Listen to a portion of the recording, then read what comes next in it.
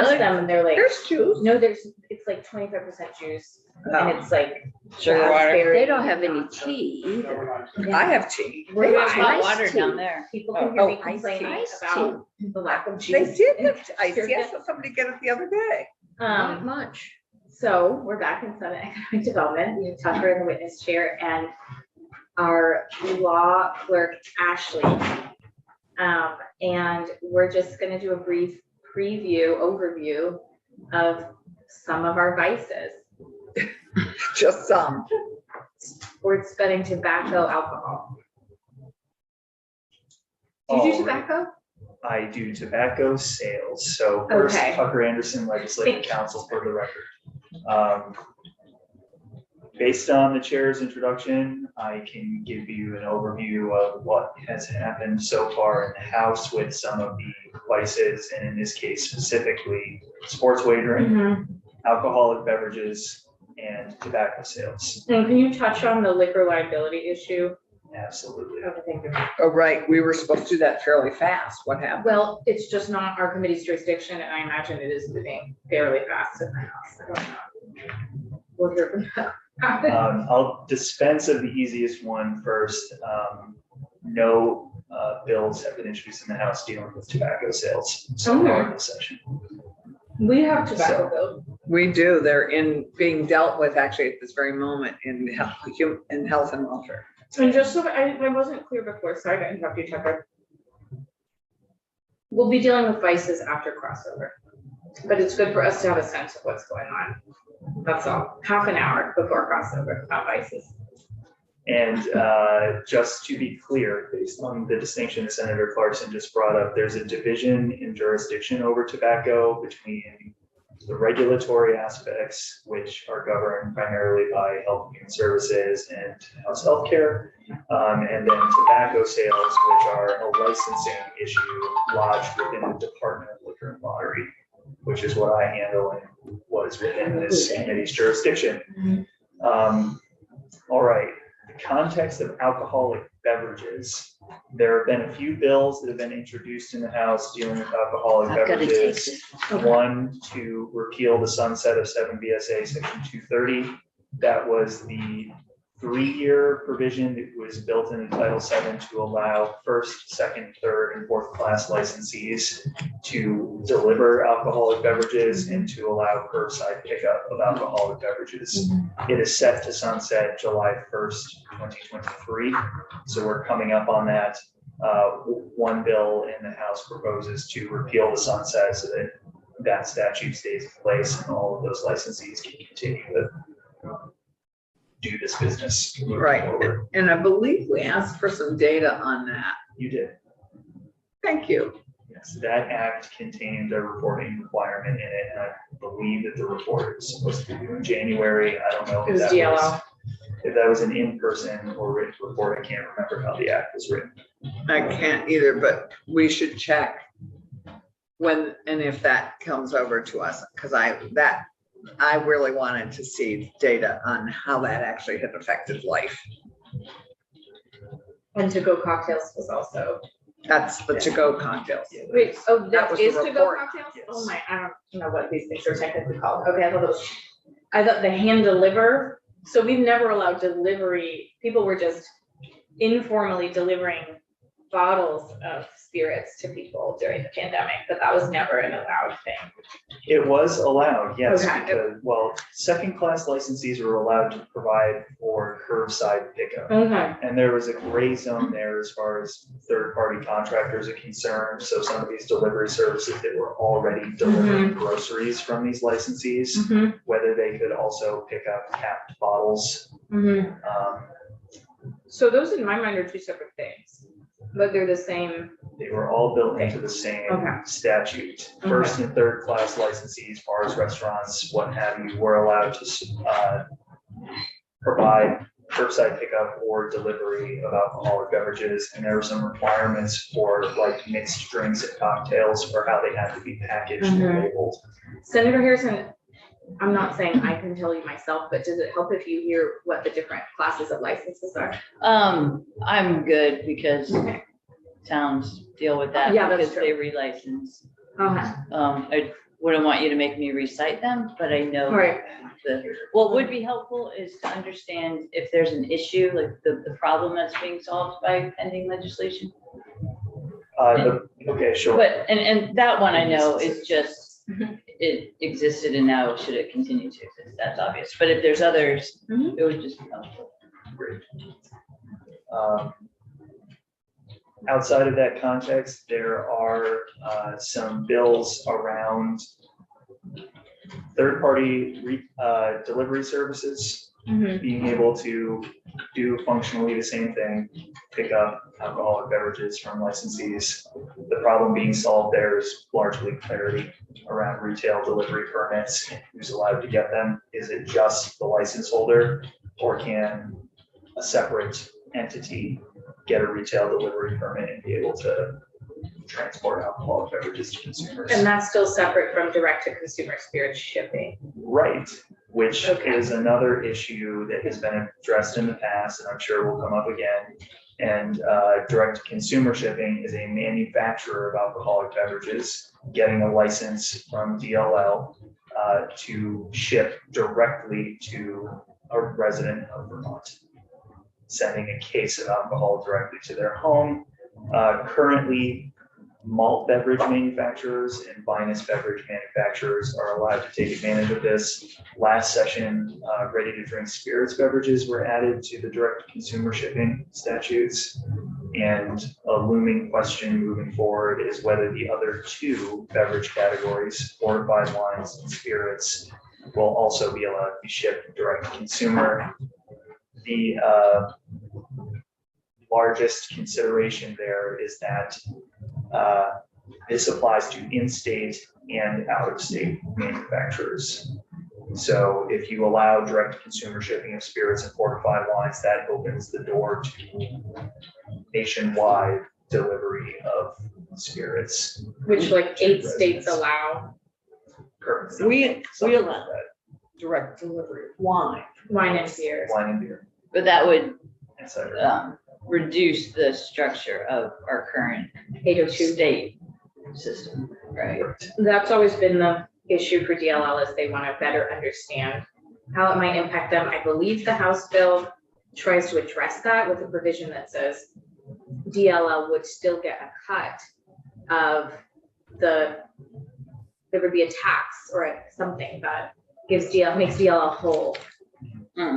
Yes. Compensates them financially. Yeah. The equivalent of the sales tax under that formula would be diverted from its normal contribution to the ed fund and instead would go to the Department of Liquor and Lottery and would be dedicated to a special fund to essentially support their retail operations. through Interesting. Their franchisees. So it's not completely making the state.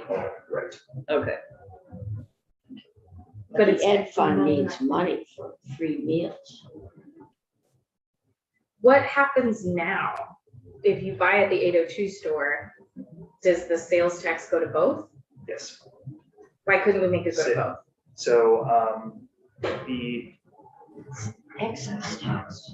here's what the problem is with direct-to-consumer shipping if it is authorized. Currently, the Department of Liquor and Lottery is running an enterprise when it comes to spirits and fortified wines. So I they see get what you're saying. they get the markup value Mhm. of whatever Okay. the sale is. Right. And additionally, the 802 spirits retail locations get a commission on the sale. Right. There's also a 5% excise tax, which would stay in place, and a sales tax on the sale of spirits that is collected in. We did wine. How did we deal with the sales tax on wine? It stays in place. Wine is subject to a different taxing structure under Title VII than spirits and fortified wines. Right, I'm just Yes. saying that, well, no, I was here when we did that. But at that point, the sales tax wasn't going into the ed fund. So now it is. So if we divert money now, it's coming out of the ed fund. Okay. And for reference, malt beverages, vinous beverages, ciders and ready-to-drink spirits beverages are all subject to a per gallon tax at the manufacturing level.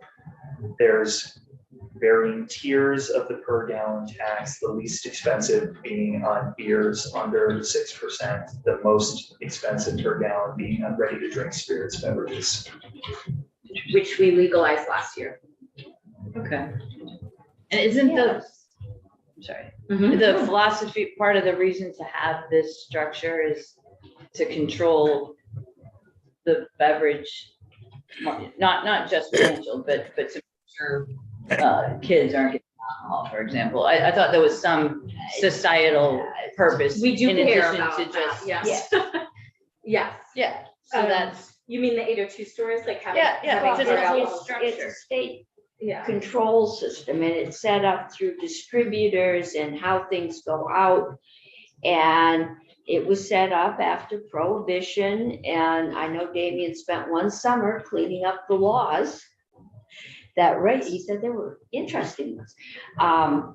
We started with one because we were trying to help our local vintners get, and the big distributors were, Budweiser says you're gonna, distribute this little local brewery, then we're not using you. So there was some market pressure.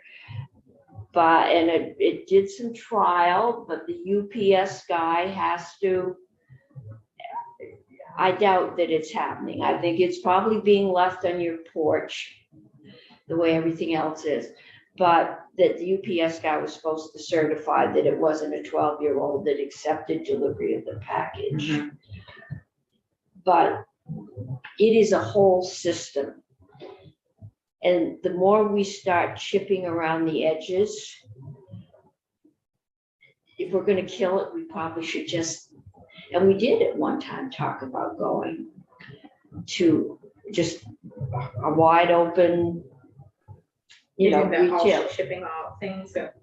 just a Oh, retail just- system. yeah, You open a right. liquor store, you buy the liquor, Every year we have the conversation about, Yes. should we be a control Yeah. state? okay. I think a lot of our conversations have centered around alcohol by volume, which became a big factor in the ready-to-go cocktails, or not ready-to-go cocktails, Okay. canned cocktails, and being allowed, because they are capped at a certain alcohol by volume to be sold in grocery stores. So it's a big new world for spirits, Right. where they're doing those lower alcohol products. But if you're a fortified wine or a spirit where you have high alcohol by volume, that's what's the sold in ladies grocery have stores. to go to the liquor store to buy their sherry, and they would like to buy it at the general store. I think that's in your hometown.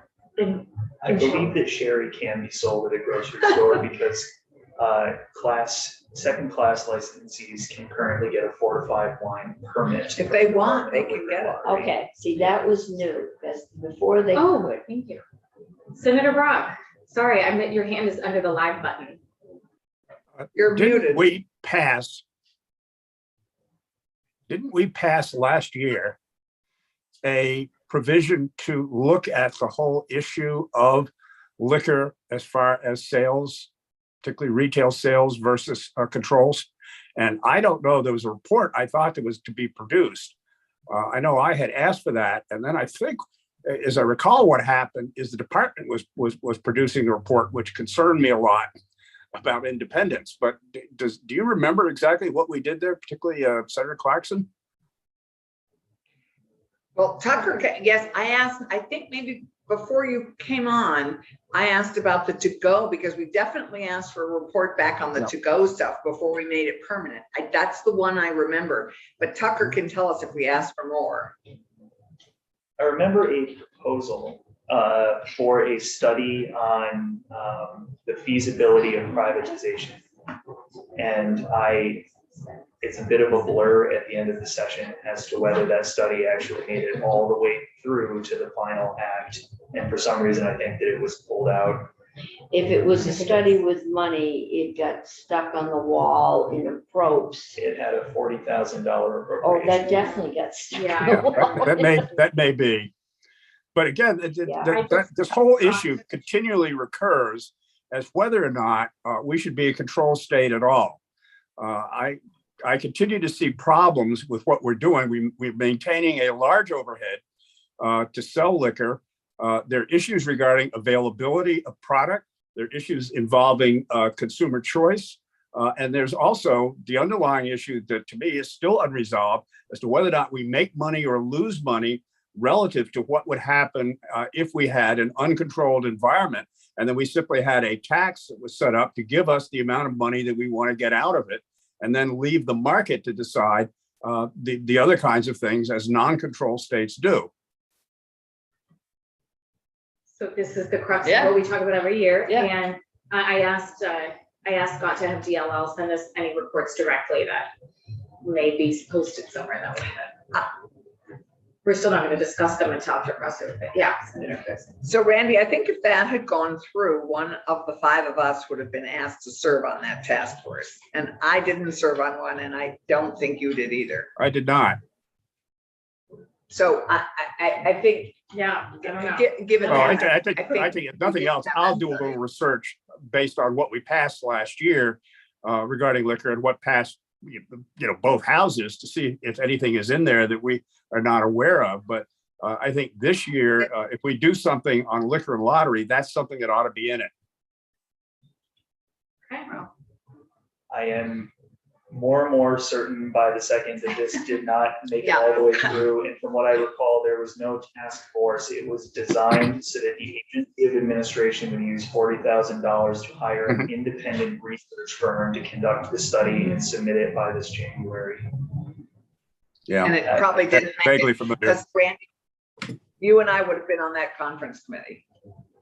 So if we don't remember, It was that's an the outside, problem. it was an independent. No, whether it got pulled or not. I'm not Mm. sure that went to the administration. Was it a standalone bill? No, it was No. it was No. part of our. Miscellaneous health. So the Yeah, other that two probably things, went through, but the Just got- $40,000 is still in the wall. so I'm cider and is in our committee and sports betting. Are there other, I just wanna, are those the two last things that or are there other things?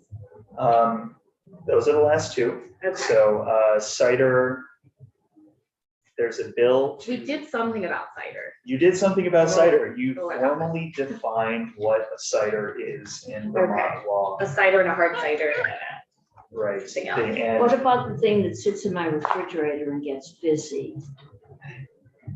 is it alcoholic? I don't know.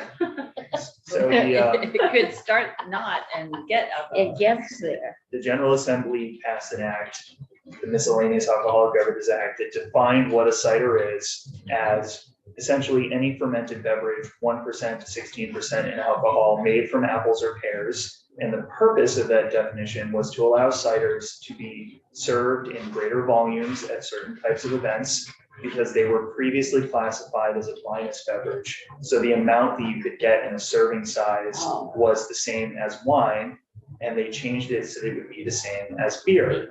They also adjusted the tax on ciders so that any cider that is under 7% would be taxed the same as beer rather than wine. Mhm. Those I changes not on the remembering tax that. do not It happened become, fast. Richie came in and. won't become effective until July 1st, 2023. So it's upcoming.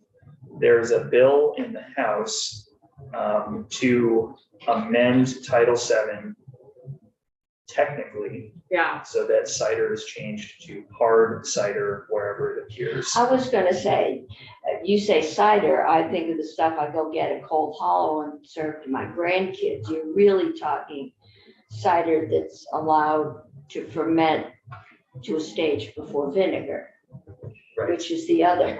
They're all ciders. If you leave Yeah. a cider on the counter for 3 days, you will find yeast cake in the bottom and an alcoholic content to it. But yes, And when and the yeast mother floats, you have vinegar. yes, the vinegar mother, the SCOBY. So great. I didn't know I think we have a bill in our committee. Do you know about that? Is that the same thing? yes, it's the same. Okay, the hard It's cider. yeah, Okay, Companion bill, okay. seen by some as a consumer protection measure. Yeah. And Okay. something to keep in mind with the way that ciders are labeled and titled is that there's varying terms that are used under the TTB, and under Vermont law currently, these are all bundled as ciders, but under federal law, you have ciders, hard ciders, and perries, which is the term for fermented pears. I always learn something new in Tucker's stuff. Perry. Perry's, good to know. Sports wagering. Yes. Spend 10 minutes on sports wagering. So to catch up the uninitiated who are not in this committee in the past, sports wagering bills have been introduced in various iterations. In the past, it was typically Senator Sears, Senator Sorokin, and occasionally Senator Pearson, who introduced sports wagering bills. They took varying forms and positions, from state control to open market licensure. Then there was the attempt to get a legislative study committee together that failed. It was attached to one of the miscellaneous alcoholic beverages, miscellaneous liquor lottery bills. It didn't pass the House. Subsequently, there was the requirement that the Office of Legislative Counsel and the Joint Fiscal Office conduct a comprehensive study of every state that has established a regulated market, including an analysis of revenue, the laws that are in place, and the regulatory structures. So Senator Harrison, if you ever want to look at that, Tucker's done lots and lots of work. Was that the most recent study? It There was informs one. the task force. Okay. Oh, it's a huge study. That 200-page study with appendices is available. It's a little dense. And that was used to set up the second attempt at forming a legislative task force to study this. It ended up being the Sports Betting Study Committee, which had 9 members, 11 members. Well, Randy and Kate were on it, right? No, Sears and I were on it, You and Sears were on it. Oh and my Byron gosh. and Odie in the House. I think it was 9, I don't remember, but a lot of people were on Sue, so honestly, I don't remember who was on it or who was like there representing the administration. There were representatives from the Department of Liquor and Lottery, the Attorney General, Secretary of State, the Department of Taxes, I think the ACC. Agency of Commerce and Yeah. Community Development. So I think that's 5 plus the 4 legislators. It was a 9-member committee. They met many times in the fall and spent quite a few hours examining sports betting study, hearing from witnesses, regional partners, and interested parties, and ultimately put together another more condensed report with some recommendations for legislation, which have been put into H127, which is the House bill that proposes to authorize a legal sports wagering market. And the 50,000 foot view of what the bill does is that it authorizes sports wagering to be conducted through the Department of Liquor and Lottery. Right. It establishes a state control model where DLL will offer sports wagering by contracting with operators in this space.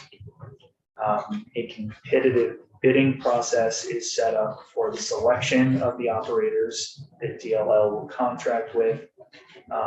They are permitted to contract with a minimum of 2 and a maximum of 6 operators. There are criteria set up for everything from minimum computer system requirements all the way through probably the biggest component, which is the negotiation of a revenue share agreement. That's the key piece. The other states that have done this include New Hampshire and New York. Most recently, in both of those states, the operators that were selected, 1 was selected in New Hampshire, 9 were selected in New York, and all of those operators negotiated a 51% revenue share to the state. So that has been the basis for much of the discussion in the House so far. House Government Operations took the initial proposal in H127, and most of the modifications that came up in committee were around clarifying some of the existing terms, adding some consumer protection measures, technical correction, which was merging the current fantasy sports contest chapter, which is hanging out in Title IX right That's now. what we did last time I was in this committee. And it is, they are keeping that regulatory regime exactly the same, but just moving all of the words to the same title as sports Right. wagering, so it's all together. Makes some sense. And then there is, they have added some minimum contribution requirements for the, what is now termed problem gambling fund, special fund, and added some provisions around the type of problem gambling services that will be funded by the revenue share. Those are really the big picture changes that have happened in the House so far. The bill is currently with House Ways and Means. They have heard testimony from me, JFO, and operators so far this week, and I imagine they'll continue to take a look at it moving forward. I don't know if you said this in so many words, but what I became convinced of when we did the task force is that we're not doing enough to address problem gambling right now with our current options, scratch tickets, lottery, et cetera. We have been paying for a $150,000 contract through Howard Center that they passed through to a regional or national hotline. That one person called in the last 6 months that they had data for. And so we have not been proactive about problem gambling. We have no other system to help people deal with problem gambling. We have no other revenue to help people with problem gambling. So this bill does set aside resources for problem gambling, in my mind, for the first time in a real way, since, you know, we have other gambling options. This obviously, I think people think electronic betting could take, smartphone betting could take things in a different direction, but I think that's really valuable. And you may have said this, but our recommendation was that you can only use a debit card to wager. You can't use a credit card, so you can't rack up your, that might cut into your revenue, Senator Cummings, but we thought that was very No, but it's important. important Yeah, because then you can only spend what you have rather Right. than spend your Right. whole family. and the states that are And then much jet your more family. Well, I don't know, protection-oriented we've got a bill, well, it's been mentioned, it hasn't shown up yet. That when you use your debit card at a gas station, some of them put a hold That's on right. your debit account. We're still trying to find out, but people get annoyed when they go to use their debit card again and find out there's a hold on it. Mhm. So I wouldn't be surprised to see the sports betting people, since I could run up a whole lot more than I actually have. How could you do that on a debit card unless you have an override of? Well, no, because these aren't instantaneous. I mean, I can do this, and this. I think it does depend on your debit card. I think Okay. some allow for like a deficit Yes, amount. yes, with if a you fee. have a savings account in the bank, they're more than Right. happy to, yeah. But it's, if they do put a hold, Mm-hmm, because I'm going to assume there's going to be more than one of these. mm-hmm. One puts a hold on how much, that's what we're still trying to find out. Is it on the $50 worth of gas? Right, Or is it just, they've got a hold on my credit card till the $50 clears? So I can't go next door and gamble away the $2,000 that are also in there. And so it doesn't sound like that's come up. well, it just came up, Yeah, yeah. there's, I don't know who's, I remember the $10, Right. the debit or the hold. And this just says you're gonna put a sign up to let me know that Right. when I Right. use my debit card. So there'll probably be a lot of disclosures. It is Yes. noon. We didn't get to liquor liability. What, can you quickly share with us the liquor liability thing and who's starting it? Can I say one thing? We're starting at 8:30 tomorrow morning because Senator Lyons, we want to give her the courtesy of presenting, and she can't do the Because her advertising. committee Yeah. meeting starts. So at- she's asked us to start at 8:30 so she can be heard on her bills. On her bills, all Yeah. right, I've got some other things. I was gonna say, if you're late, take it up with Senator Lyons if you're late and you miss it, but we'll just start at 8:30 and I've all the spent great all people the are here. years I did on there, I probably am familiar with. They are perennial. Sorry, Tucker, then we'll finish up. Liquor liability. first and third class licensees, so your bars and restaurants, particularly those that have landlords, are compelled through their lease to carry liquor liability insurance. And they have to present a signed ratified lease in order to get their license from the Department of Liquor and Lottery every time they renew. So de facto, liquor liability insurance is required for most of these licensees. It's also just very prudent for them to carry it, whether or not it's required. Liquor liability insurance in Vermont is getting so expensive and so difficult to find that there are many of these licensees who either cannot get insured or the costs are so prohibitive that it can no longer afford to stay open. It's a convergence of three primary issues. The first is that 7 VSA section 501, which is Vermont's liquor liability statute, is interpreted by the insurers to be very strict. And it does in fact establish what's known as a strict liability standard with 4 criteria that a licensee could meet and be liable I thought for damages. when we were doing the strict liability for pollution, I thought we heard that we do have strict liability. Okay. For pollution? Is that a This separate- was Senator Sears. Oh. This is when he accused me of selling out to the military industrial complex because the insurance committee took it for a half hour. Okay.